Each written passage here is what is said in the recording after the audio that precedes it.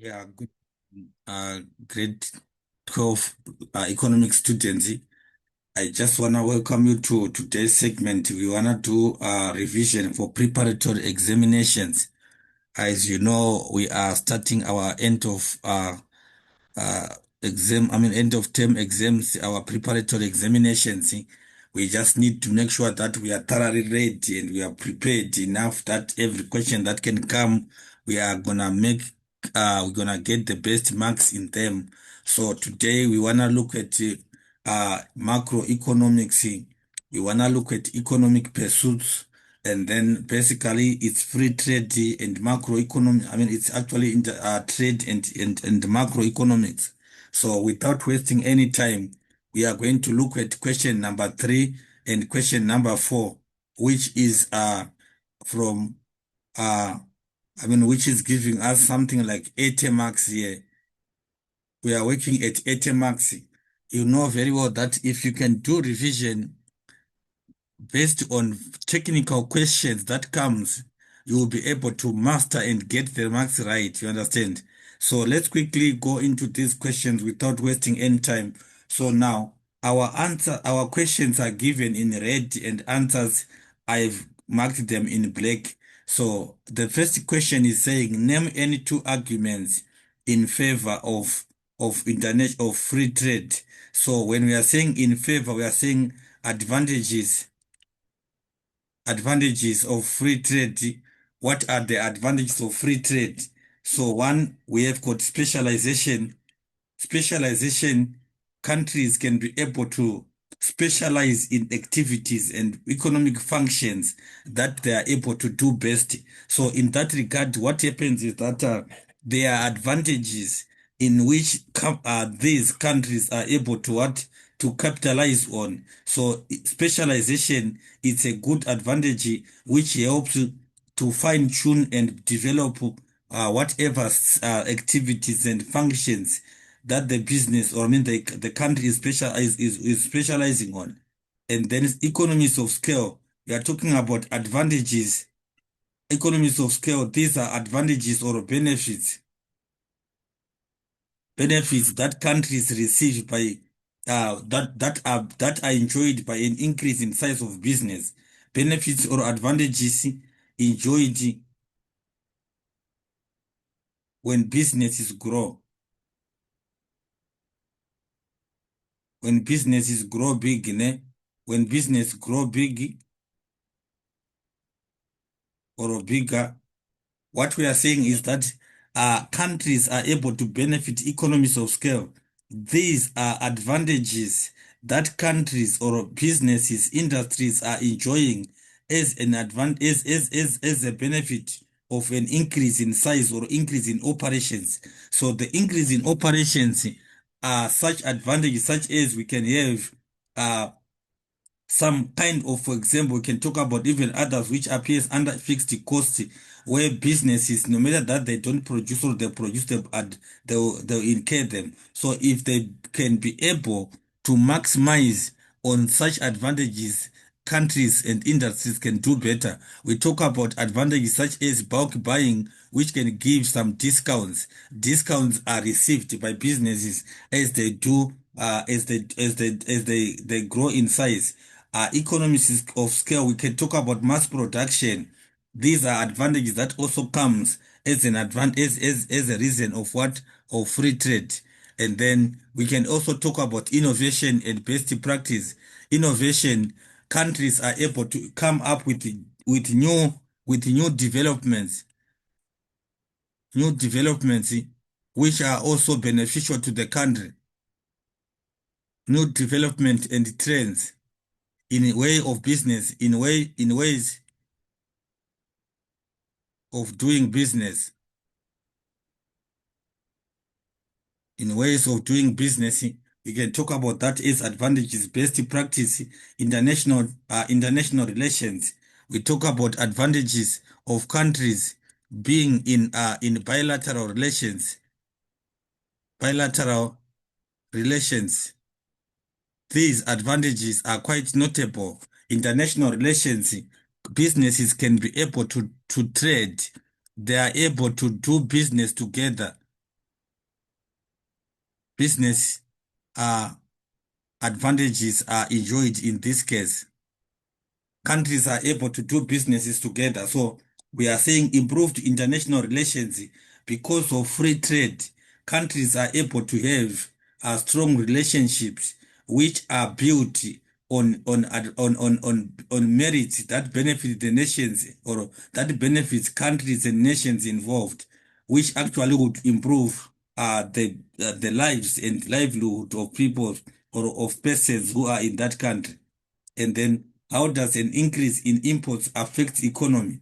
An increase in imports, we are talking about goods that are entering the country. How does the increase in imports or increase in goods entering the country affect the economy? One, we are saying a rising level of imports and a growing trade deficit can have a negative effect on countries' what? Say exchange rate. Exchange rate, we are talking about the value of a dollar against against a rand. So what we are saying is that a rising level of imports and a growing trade deficit can have a negative effect on a country's exchange rate.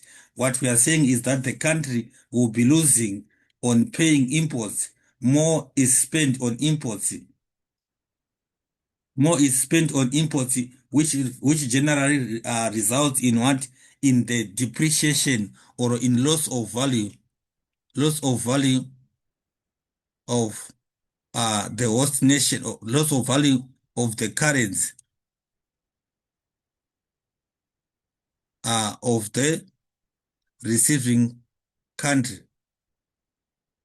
The receiving country will lose in terms of its value, in terms of the value of its money. So a rising level of imports is actually very is an unhealthy trade relations because it also results in trade deficit, whereby we are saying there is no equal amount of income that is made in terms of exports. So an increase in imports can distort a country's balance of trade and devalue the currency. We are saying it destabilizes it destabilizes a country's balance of trade. We said the balance of trade, we are looking at the value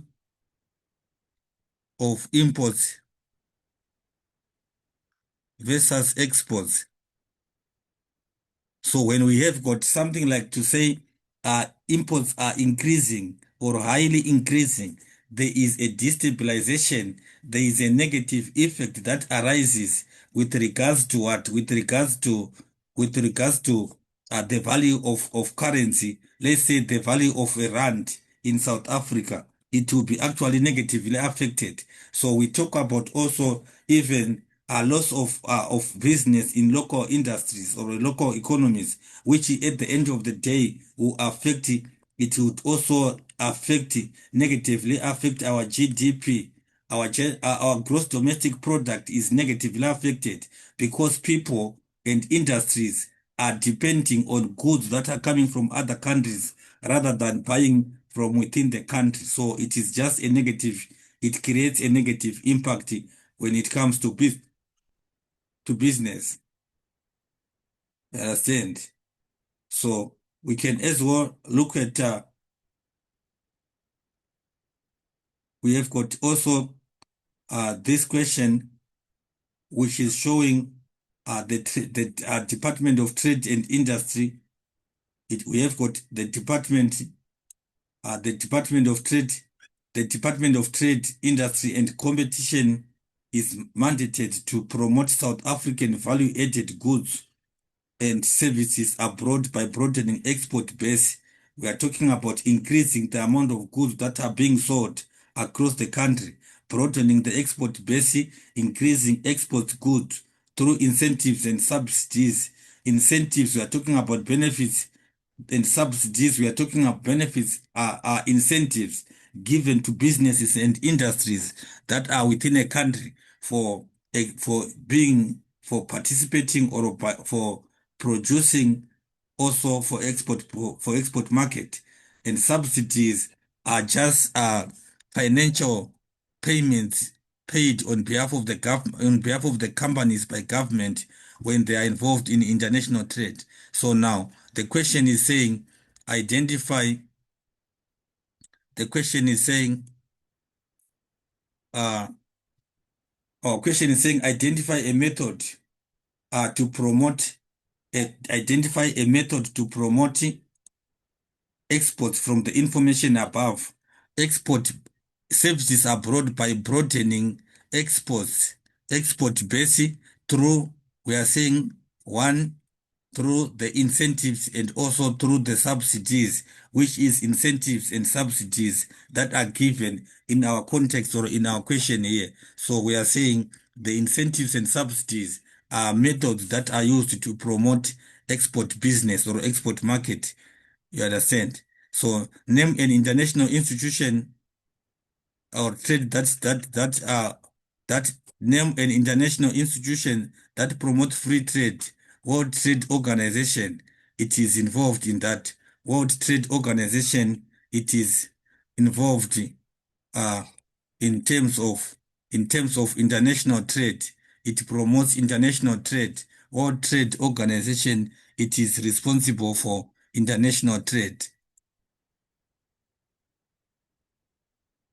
I hope we are still together and we are getting each other right. And the next question is saying, how does an increase in exports help the economy? How does an increase in imports, exports, increase in what?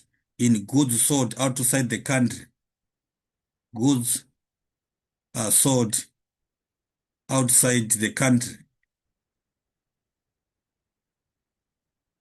How does an increase in goods sold outside the country help an economy? A trade surplus basically results when a country is selling or it is producing to sell outside its borders. So a trade surplus contributes to economic growth in a country. We have got an increase in finance or in wealth. We have got an increase in wealth and financial resources of a country. We can talk about wealthy, and then when there is more, when when there are more exports, it means that there is a high level of output from a country's factories and industrial facilities, which we are talking about what high productivity, high productivity, high productivity. It's a good advantage that the country is also enjoying. Productivity, high productivity is quite a good advantage that we cannot override because of when we have got more exports, it means the level of output from the country's factories is also high, which we are saying this also increases the gross domestic product. It also increases our gross domestic product, which we are saying the industrial capacity of the country is made better.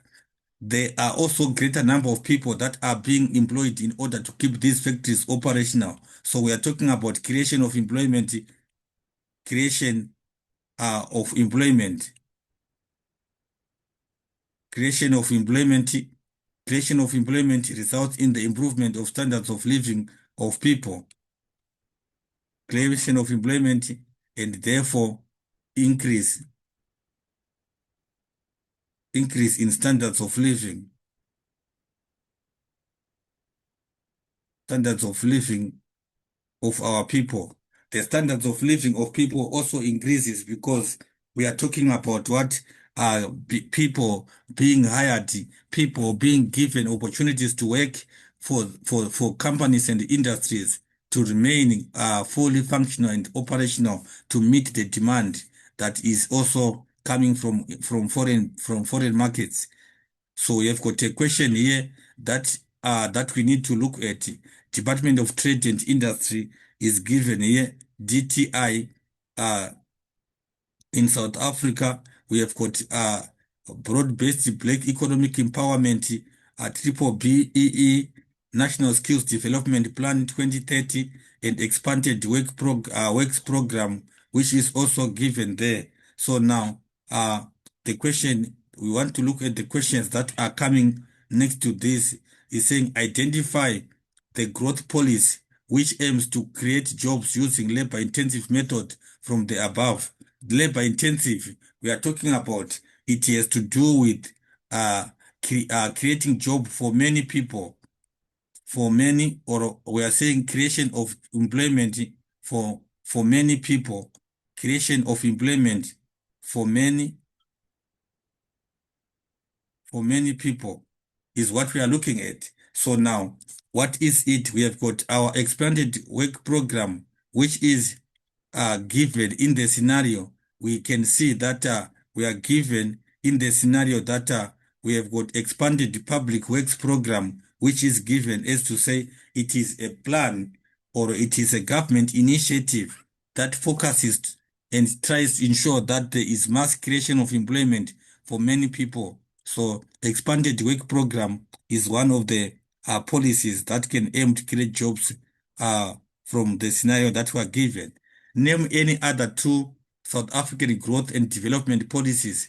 We are talking about the RDP, Rural Development Program. We have got Growth Initiative, the GEAR. We have got the ASGISA. We have got the GIPSA. We have got NDP, National Development Plan, and also our NGP, which we are saying these are examples of South African growth policies or development policies that we can talk about. So here we are saying we just need to name anyone, just name any one of them. So these policies or these development policies are national policies that are designed in order to promote and initiate development in South Africa. Briefly describe the term economic development. It is an improvement in the standards of living of citizens of a country. Economic development focuses on the improvement of standards of people of a country. We are looking at citizens of a country having a better living standard, being able to afford services, basic services, being able to have, we talk about food security, we talk about sanitation, we talk about health, we talk about many other ancillary functions that we might want to look at. All of them, they are described and explained under economic development. So we can measure that by the standards of living of the citizens of a country and then explain the role of the government in promoting the entry of black entrepreneurs into businesses. We are talking about government promotion in terms of, we talk about broad-based black economic empowerment. We talk about these as measures that the government is to do in terms of entry. As we are saying, promote the black people to start businesses within South African economy. So we talk about one, initiating proper and effective legislation, preferential procurement, whereby preferences are given directly to some people who might have been disadvantaged, and then they can be able to enter into the economy and also participate effectively, benefiting from the economic advantages of the state, supporting organizations that drive equal representation in the economy. So the government, we are saying the role of the government in promoting this. How does the government promote black entrepreneurship in businesses? Also, organizations and social, we can talk about social organizations that participate in support of equal representation in the economy are supported by the government. That is also another initiative that we can talk about. Uh, we have got ensuring proper education and training and monitoring. That is an example that we can give is incubation programs where black people, young upcoming entrepreneurs are given support in order for them to be able to be balanced and to become established in every type and form of business that they want to venture into. So government supports them to up to a certain extent. They start with giving them the financial, material, and human resources that might be needed to establish the business. And then they are given the support until they are able to be running and to be effective and also to be well established to go forward without failure. So we talk about offering financial support where needed. Government can give. We can talk about ease access to loans, is access uh, to loans. So the interest rates and the requirements in terms of accessing loans, government has to make them kind of easier. Government has to make them quite easily accessible, so therefore the black people can also be able to access them, considering the issue of collateral security, which black entrepreneurs sometimes they do lack. So government would come up with practices that would allow even struggling upcoming black entrepreneurs to have access to loans and being able to repay them. That's one other thing. We can also talk about government tax exemptions, which can also be given there, tax rebates. We talk about quite a lot of other incentives that government can do. All those can also be measures that can be done. And then the monitoring black economic empowerment, compliance, and action through legislation, through government acts that are put in place. So the compliance is supposed to be well monitored also to ensure that it is practically being applicable, and then black people and black entrepreneurs are entering and are benefiting from those advantages. Why has the BEE program not been successful in promoting growth and development in South Africa? We are talking about, this is an evaluation of the triple BEE, broad-based black economic empowerment programs. It has not been successful in promoting black and development in South Africa because one, uh, the majority of the disadvantaged people of this country have not fully benefited from the policy, as poverty and unemployment is still increasing. We are having problems of poverty and unemployment. Hence, we cannot actually conclude to say that the BEE was successful as a reason of poverty and increase in unemployment. And then firms with poor BEE scores are unlikely to partake in government contracts, although they employ a large percentage of black people, impacting negatively on other black-owned companies. So therefore, it is also not we cannot evaluate to be a success because uh, other businesses and entrepreneurs and also industries uh, with poor triple BEE scores, which we say they've got low BEE scores, are unlikely to also be involved in government contracts, although they employ a large percentage of black people. So we are saying they are not able to get to receive and to enjoy the benefits from government because their BEE scores are low, even if they are employing black people. So in that regard, what happens is that the black people or black-owned companies are still negatively affected. Tenders are awarded through preferential procurement cost the government more as they are not the providers of services due to outsourcing. So services are outsourced because they are not involved in the provision of the goods and services. The quality is compromised because we are saying compromisation. Otherwise, we can talk about the preferential procurement also cost the government more as they are not able to actually give the service themselves. So outsourcing may result in low quality services and goods being given. Fraud, where payment of tenders have been honored without any product or services delivered, that can also be a disadvantage in regard to to the success of BEE. We have got corruption, fraud, where payments or exorbitant or profiteering results in business in our economy.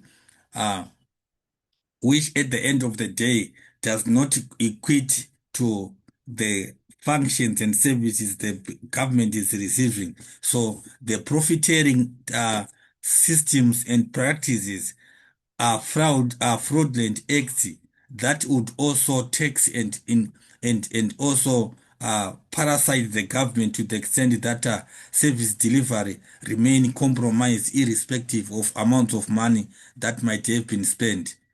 And then fraud such as BE certification misrepresentations to government departments and failure to issue certificates and theft, which also that it remains a failure of triple BEE because of fake BEE certificates and misrepresentation, which results in failure to issue share certificates, and also theft. Uh, the redistribution of wealth was emphasized and not promote economic growth. Uh, i- Wealthy redistribution might have been promoted, but in other ways, we also still have a problem of economic growth because we still have the standards of our majority of people still not being good. And then discuss the reasons for industrial development. What are the reasons of industrial development? Why do we need to have industries flourishing and expanding? It is to exploit the world economy for trading and acquiring knowledge. We can be able to acquire knowledge. We are able to expand trading. Industrial development in promotes trading. It ensures macroeconomic stability is maintained for improved economic conditions.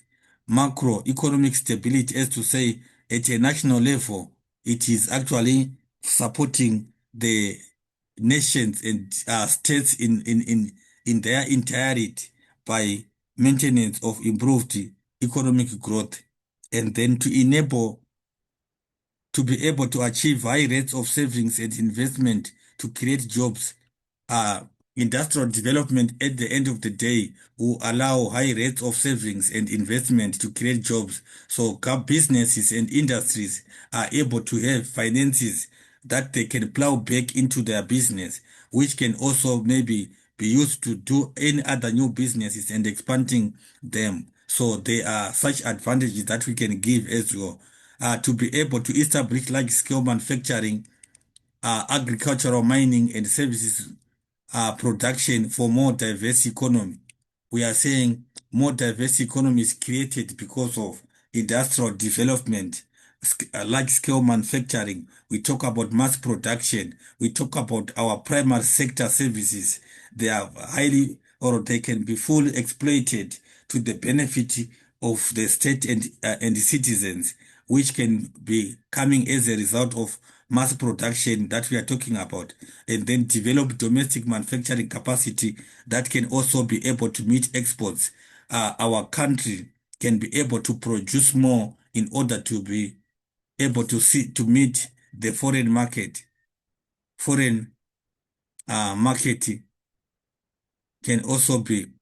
can also be met as a result of what of industrial development, and then develop and maintain appropriate incentives to attract investors. Industrial development can result in development and maintenance of appropriate incentives, benefits that can be given, exemptions that can be, we are talking about benefits that can be given uh, to attract investors, which at the end of the day, it is actually facilitating economic growth.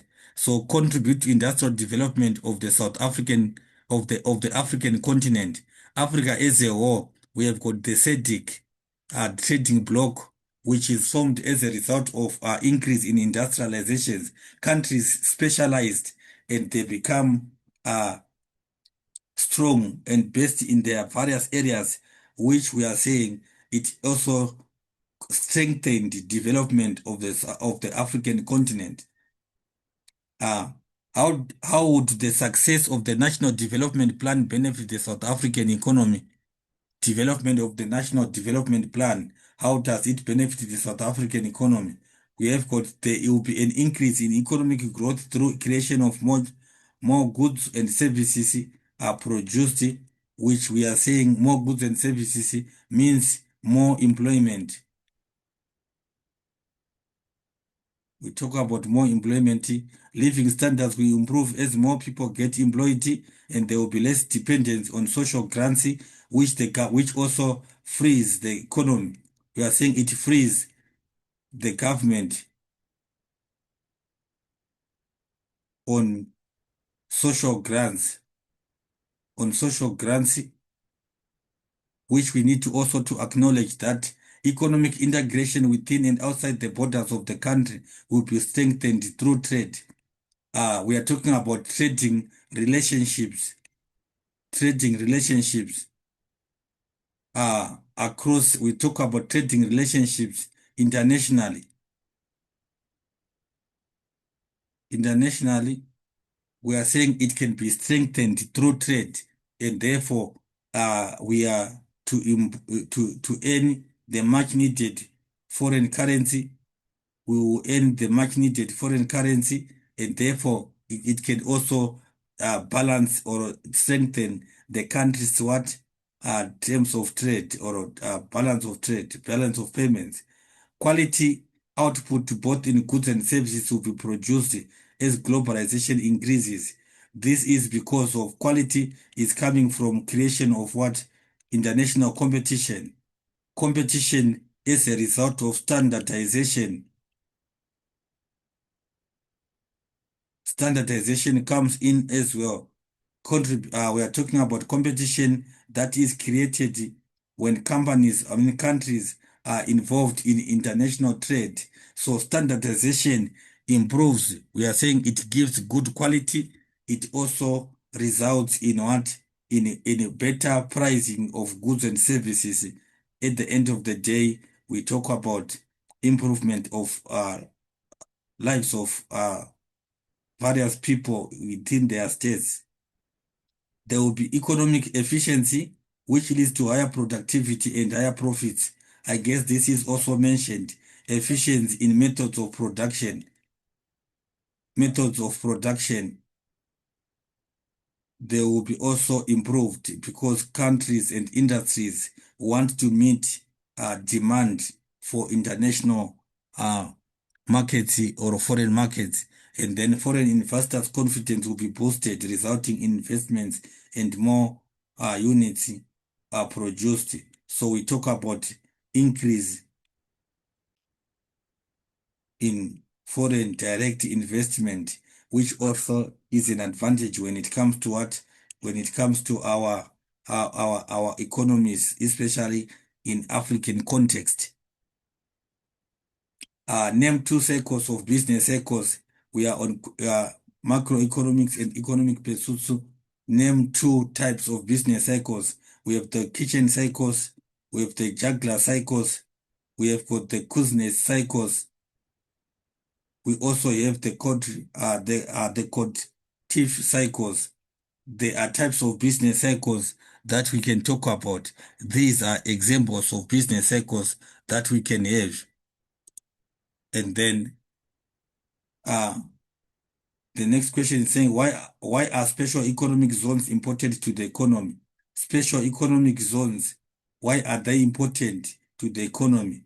They have connectivity to both suppliers and potential markets, while it's promoting export-oriented industries and local integration. Remember, we talked about these have to do with creation of trading blocks. We talk about trading corridors that are created here. So in that regard, what is the importance of that? Connectivity is established. The links and the relationship is established between the suppliers and potential markets. We are talking about potential as like to say industries and businesses can be able to identify possible markets that are uh, around and that are within their zones and across various regions and provinces, which can also promote export-oriented industries and local integration as local relationships can be boosted as well. They stimulate employment, industrial growth, and social development, which is also another good advantage of special economic zones. They also create employment, industrial growth, and social development. We are given here the study the information below and answer the questions. Huge blow for SA exports. South African imported more than it exported at the start of 2023 and recorded a preliminary trade balance deficit, as to say it had got a trade balance deficit of 23.5 billion in January 2023. And the South African Revenue Services said that the deficit was due to exports reaching 139 billion point 36, and then imports totaling 162.41 billion, and then this marked a significant year-on decline from January 2023, when the nation recorded 4.64 billion trade balance surplus. This a surplus. We are saying this is positive. A trade deficit, don't forget that it is what? It is negative. A trade deficit is negative. It results from more imports than exports. As you can see here, our import is 162.41, and that is our imports, and our exports, we have got 139, which is far less than 162. So if that happens, we have got a trade deficit. And then identify the value of trade balance deficit for January 2023. This one we are saying is not saying calculate, identify. It is given in the context, which is 23.05 billion rands. It is given in our context here. And then name a main account of the balance of payment that records exports and imports. We record these in what? These are recorded in what? In current account. The main trade balance, main account of the trade, of the balance of payments that records exports, and imports, is the current account. And then briefly describe the term trade balance. Trade balance, we only basically look at the difference or the ratio between exports and imports. So we are talking about ratio of exports to imports. So we say that it is negative if we have got more of imports than exports.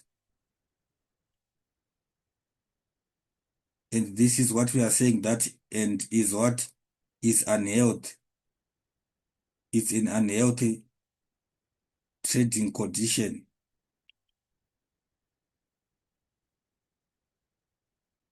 It's very unhealthy trading condition. We cannot have a country having more than imports than exports, because remember that we said that the imports, they are a leakage in our economy. They are taking out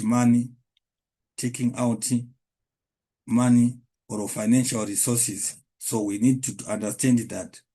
So what is the purpose of balance of payments? Balance of payments, it actually provides detailed information on the economic and financial relations between a country and the rest of the world. We are looking at the country's trading relations in terms of the economic and financial relations against the rest of the world. That is the purpose of the balance of payment.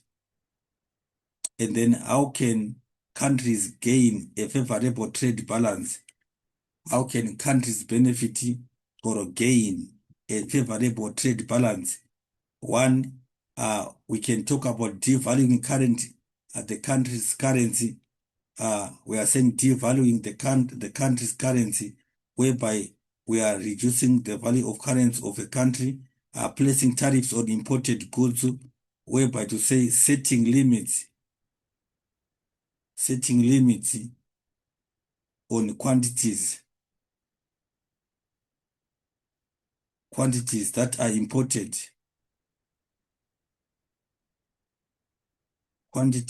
imported, there are certain levels that are allowed, setting limits on quantities that are imported, quantities of goods that can enter the country. We talk about quantity of goods that can enter the borders of the country.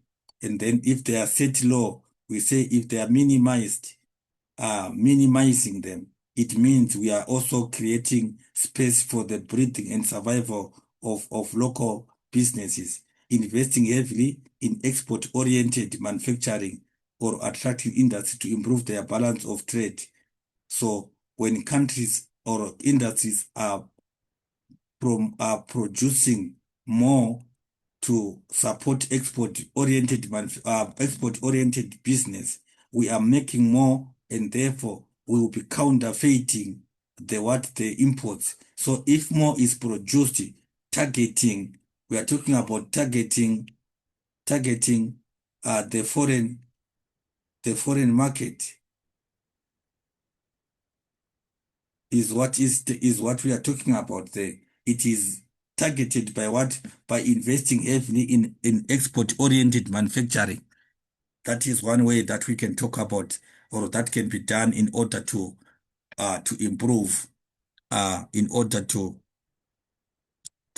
gain and create a favorable balance of trade.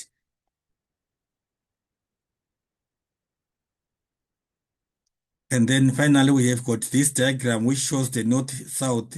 We have got the north and the south, and then we are given an ecological space which is given there. So so industrialization has brought decades of wealth that citizens of rich countries benefit from.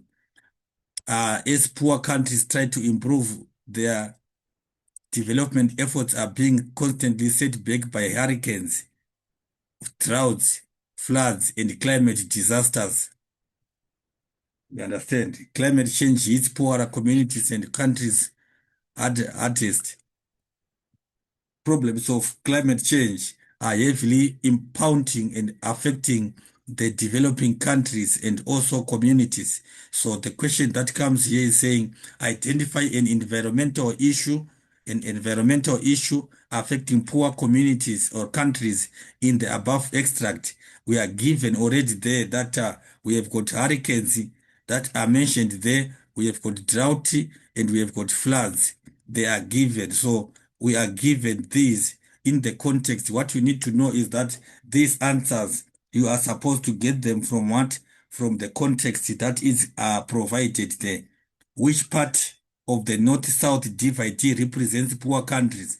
The North-South divide, this is just as it is to say the North are the developed, the most economically developed. North, we can define them as what? As we can define them as the most economically developed countries. And then the South, we are saying these are the less economically developed countries as well. So what we are going to understand is that part of the north-south divide that represents the poor countries, it is the south that divide that we are talking about the south countries, the southern hemisphere, the poorer countries that are represented by the south divide. Briefly describe the term north-south divide.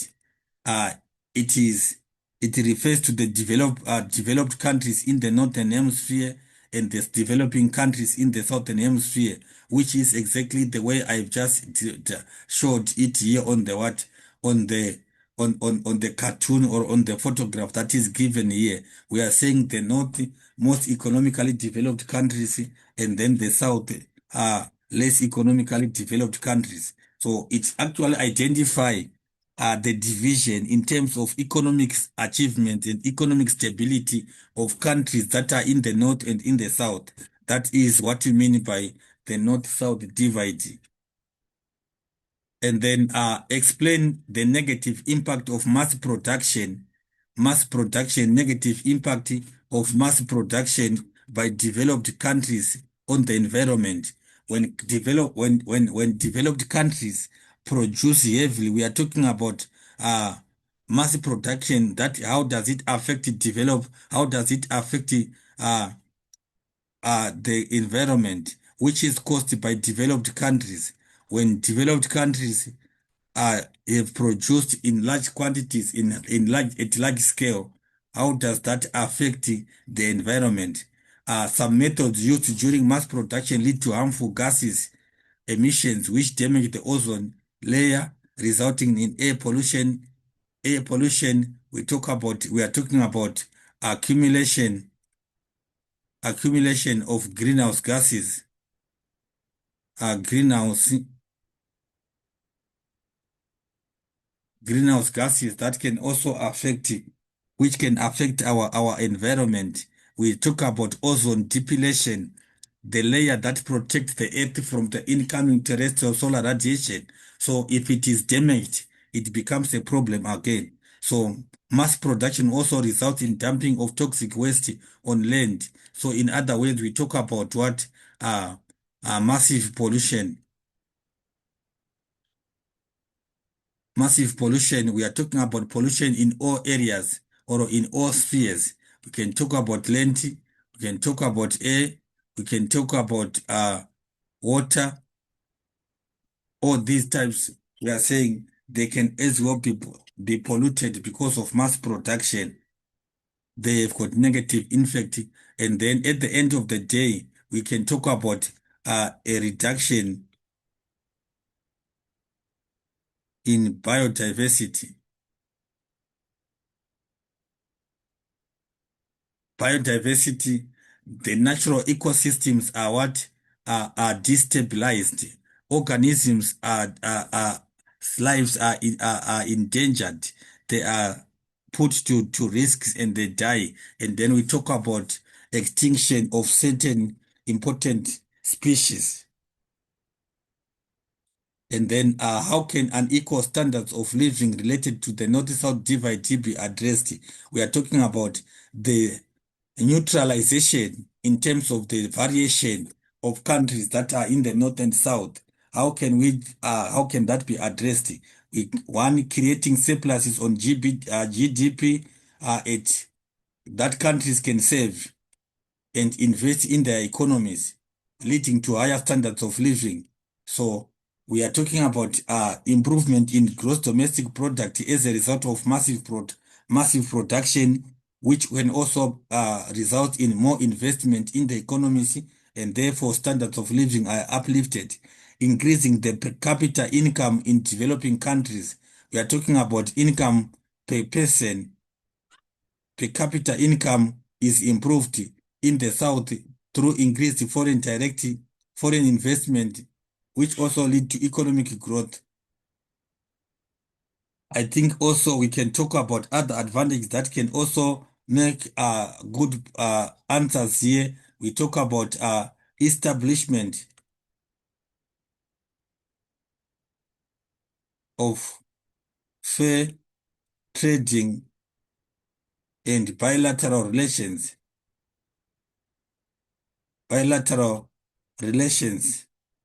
which is between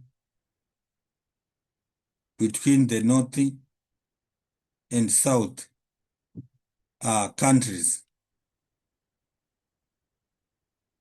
They can actually help to neutralize the differences. We talk about fairness in trading, fairness in every other relations that are established, and then promotion, or maybe countries in the North, in the South must also practice and implementation of policies and incentive that can promote foreign direct investment, so as to boost the economies, boost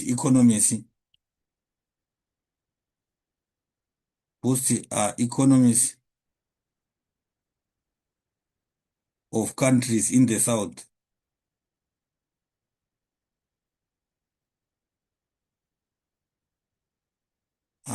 In the South boundaries. So if we can have a government in the South, they must have policies that promote foreign direct investment, that promote investment. So therefore, economies in the South can be boosted or can be improved. That can also be good answers there. We can also talk on focusing on large scale industrial activities and wider variety of services where people could be involved in economic activities that can also improve or raise income levels, government contributing more to provide better services. This has to do, we can talk about infrastructural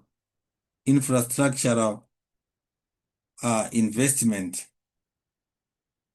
Infrastructural investment can help also to improve the relations and also uh, direct foreign investments, increasing the life expectancy in developing countries.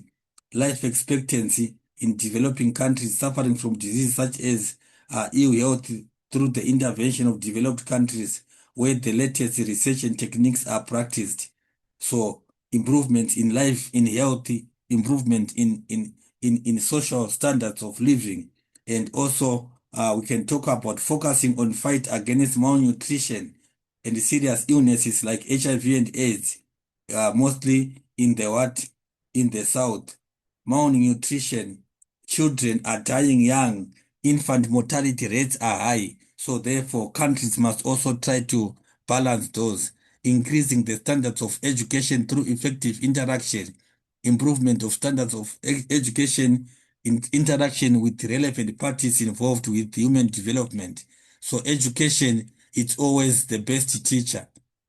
And then making available the level and effectiveness of education as expressed by adult literacy rate, ensuring that our people are well equipped, they are able to read and write. That can be also be good advantages that can also help that. So with the aid of a labeled diagram, we are saying with the aid, it means we have to have a labeled diagram. We are going to have a labeled diagram we are going to explain the amplitude of business cycle. So our question is two-phased. Explain business cycles. So now, what we need to look at here is that we need to draw a business cycle, which shows on the vertical axis level of economic activity, which is given on the vertical axis there. We have got our marks allocated to identify time also on the horizontal. So we have got our trend line. Our trend line is also given, and then what is that? We have got our trend, our business cycle, which is shown here, where we are having the highest business performance, and then we also have our troughs measuring the lowest levels. So now amplitude. So label diagram explain the amplitude. So we are going to show to say we have got an amplitude which is a distance that is marked from the highest to the lowest level. So we have got an amplitude 1, we have got an amplitude 2, we have got an amplitude 3. So the question wants you to identify and show those amplitude to say we have got from the trophy to the peak, from the trophy to the peak, from the trough to the peak. These are points which are turning points which are marked to identify what we are talking about. So amplitude refers to virtual vertical height between a trophy and the next peak of a business cycle. So highest point, vertical height between the trough and the next peak of a business cycle. So we are saying the lowest and also the highest in a business cycle. We call that the amplitude. It is the difference between the total output between peak and trough, the difference between total output between peak and trough, so we can be able to subtract the difference between what has been maximally produced. We are talking about our maximum versus our what? Our lowest, which is our minimum. So the difference between total output at peak and trough can also measure the amplitude. It measures the distance of oscillation of variable from the trend line. So from the trend line, we are seeing the changes. We are saying the trend line is shown there to say how is the changes being I mean, how is the trend being shown? So it measures the distance of the oscillation of a variable from the trend line, and it is the intensity of the upswings and downswings in an economic activity, which we are talking about the patterns of economy patterns, which is shown by what? By the ups and down swings that we are seeing there. The ups and down swings that are shown, the ups and down swings that are shown. Down swings, we have got upswings, down swings, and then we have got the upswings. These are actually shown in order for us to understand that is a what? That is an amplitude. So the larger the larger the amplitude, the more extreme the changes that may occur. So the amplitude actually shows the extremist in terms of the changes that may occur. So obviously, if the amplitude is small, it means there is no much change. But the larger the amplitude, the more serious the changes that might be there, because we are saying it is indicating the height of difference between the peak and between either the trophy and the next peak of a business cycle. Hence, it can actually show the extremes of changes that are taking place. We are talking about variations that are shown, variations that are shown within the business cycle as they are occurring. So now that is what the question wants you to do. So you draw a business cycle and also you explain what is an amplitude. Hence you have marked and answered the question comprehensively. Understand? So how would countries benefit from international agreements? As our last question. International agreements, how do they benefit? How do countries benefit? One, we are saying the producing country gains access to new consumers and the importing country gains access to required goods. This one, it is getting what it wants. It gets what it wants from that country. And this one, it also gets the producing country, it gets an expanded market. It gets an expanded, it provides an expanded market. And then countries enjoy reduced tariffs on import and exports. Trade, international trade agreements, it means countries are able to trade together without restrictions. So we are saying no limitations on what? On imports and exports.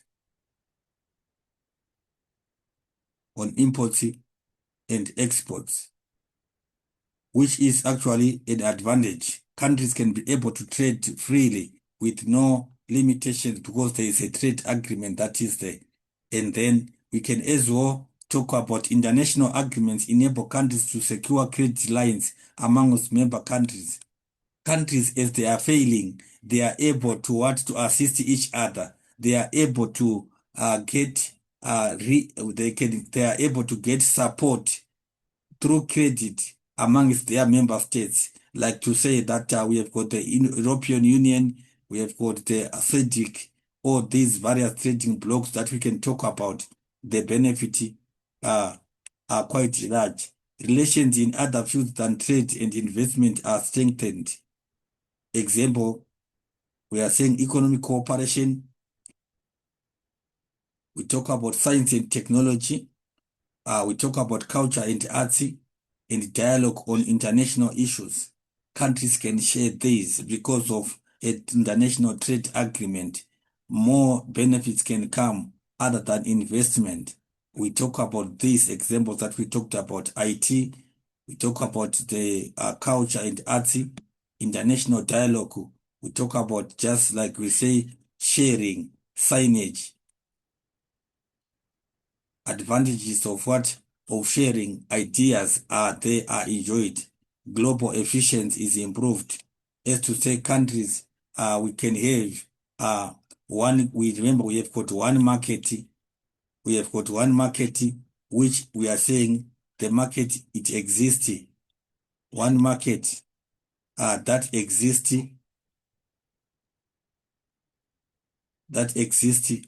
to serve everyone. So what happens there is that we have got efficiency, because we are saying countries are able to share. Countries are able to share. You understand? They are able to assist each other. Therefore, we cannot doubt and nullify the global efficiency as an improvement which is enjoyed because of international trade agreements. Thank you very much, class, for your time. And I hope that you are going to enjoy this presentation. And let's keep connected. We are going to revise all this work until end of the of grade 12, and even post-matric. We have got more work and lectures that are prepared for you. Thank you very much, and keep on connected by subscribing, liking, and sharing the videos, and also commenting. Thank you for creating an interactive class. You have a beautiful stay.